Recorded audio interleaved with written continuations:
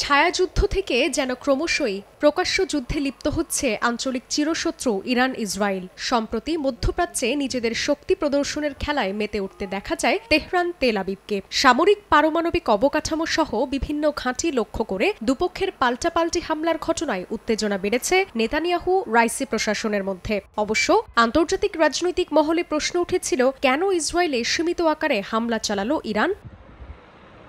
এবার এই ইস্যুতে মুখ খুলল তেহরান। ইসরায়েলে ভয়াবহ হামলা না চালানোর পেছনে গোপন তথ্য ফাঁস করল দেশটির পররাষ্ট্রমন্ত্রী জানান, ভূখণ্ডটির বিরুদ্ধে সম্প্রতি যে অপারেশন ট্রু প্রমিস চালানো হয় তার আগে পশ্চিমা দেশগুলো ইসরায়েলের ওপর শক্ত আক্রমণ না করতে তেহরানকে অনুরোধ করেছিল। তিনি বলেন, ওই অভিযানের দুদিন আগে যুক্তরাষ্ট্র সহ তেল আবিবের আঞ্চলিক মিত্র দেশগুলোকে এ বিষয়ে সতর্ক করা হলে তাদের পক্ষ থেকে বলা হয় আক্রমণের তীব্রতা কমাতে।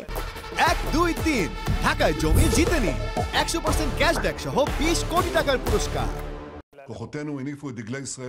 এদিকে আক্রমণ পাল্টা আক্রমণ চালিয়েই শেষ নয়, বরং প্রতিনিয়ত একে অপরকে হুমকি ধামকি দিয়ে আসছে দুপক্ষই। এর মধ্যেই ইরানের পারমাণবিক স্থাপনাকে ইসরায়েল টার্গেট করলে পরমাণু অস্ত্র তৈরি করা হবে বলে হুঁশিয়ার করেছে তেহরান।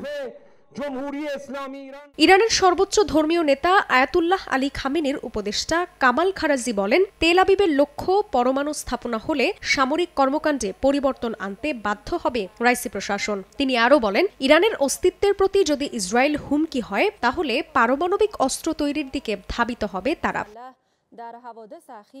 জান্নাতুল সাদিয়া, সময় সংবাদ।